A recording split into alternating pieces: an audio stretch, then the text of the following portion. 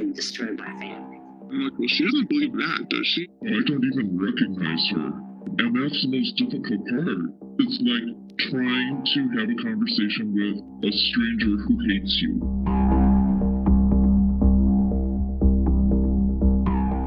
On January 6th, the deadly Capitol insurrection was led by a toxic mix of pro-Donald Trump extremists, white supremacists, and QAnon believers, all trying to stop the certification of the election, an uprising that was encouraged by the now former president himself. The assault showed the power that Trump holds over his supporters. Even though he's left the White House, those supporters and their ideologies remain. QAnon is a far-right conspiracy theory movement that many people have likened to a cult.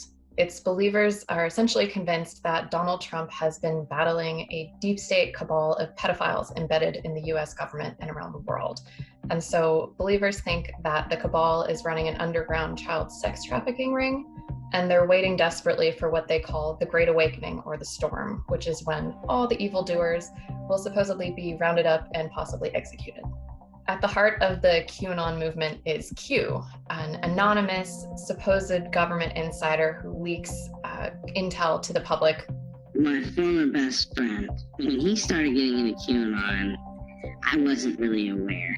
I had just seen him saying some things on Facebook that I just really profoundly disagreed with. But he always had sort of a penchant for the 9/11 conspiracies.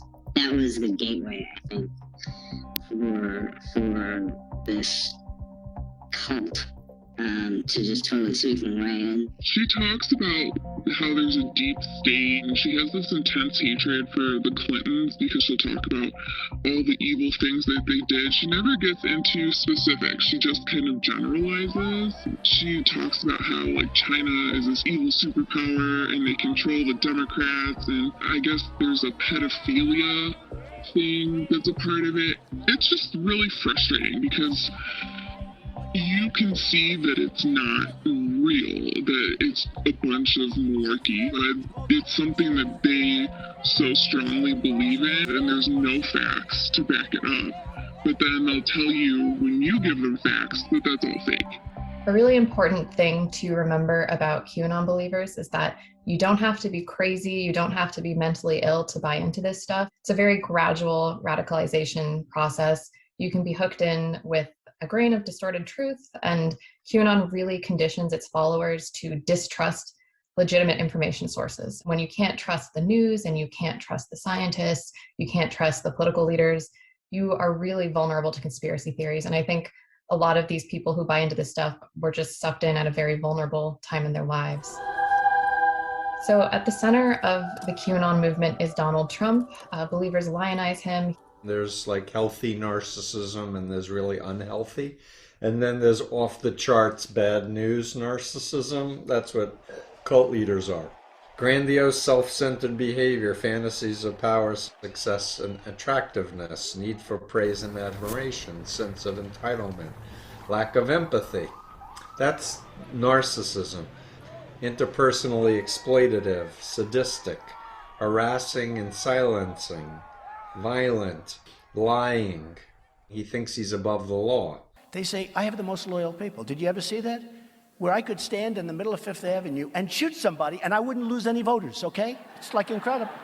I truly believe that the first 100 days of my administration has been just about the most successful in our country's history. Cult leaders want obedience and loyalty, period.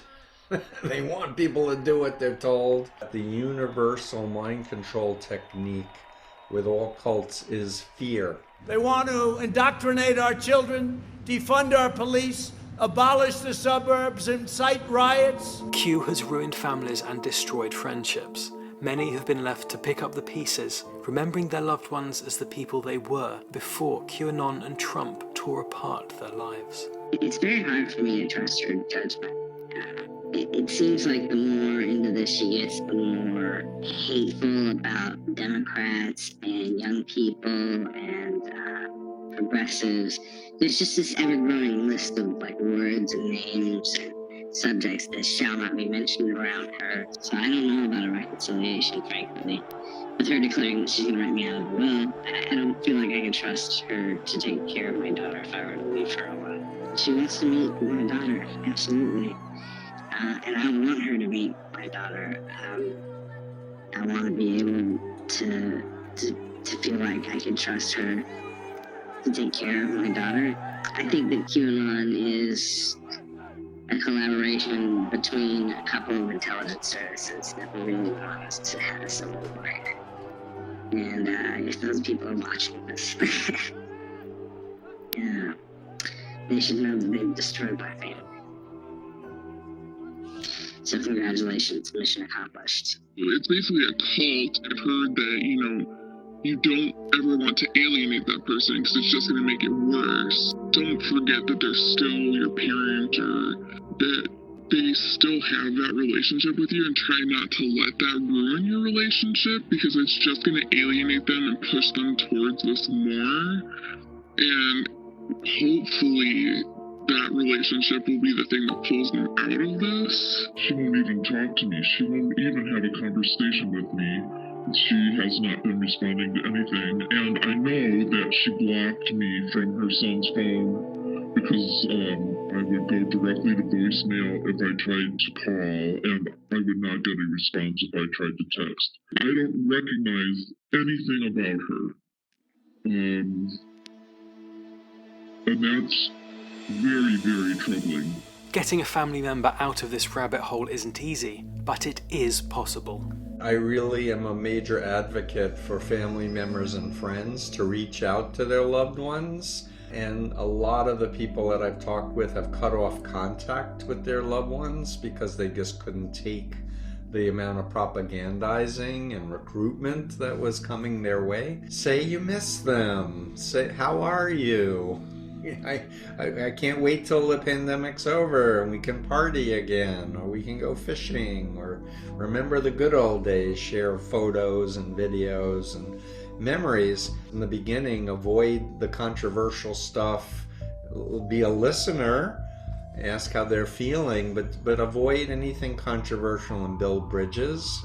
And rather than take a win-lose position with them, whatever's true will stand up to scrutiny. You think I'm brainwashed, other people say you're brainwashed. Let's both step back and let's talk about it, and let's figure out what really fits and what doesn't fit. The whole thrust of my work of 45 years is empowering people to think for themselves and to reality test and to know the difference between ethical and unethical influence, and to really understand social psychology. People don't like to be lied to, they don't like to be exploited, they don't like to be wrong. And what I try to do by telling my story of having gotten into a cult myself for 2.5 years, and I could have been there on January 6th. Members of my former cult were there on January 6th. And the important thing is I got out. And I got out with the help of my family, who loved me,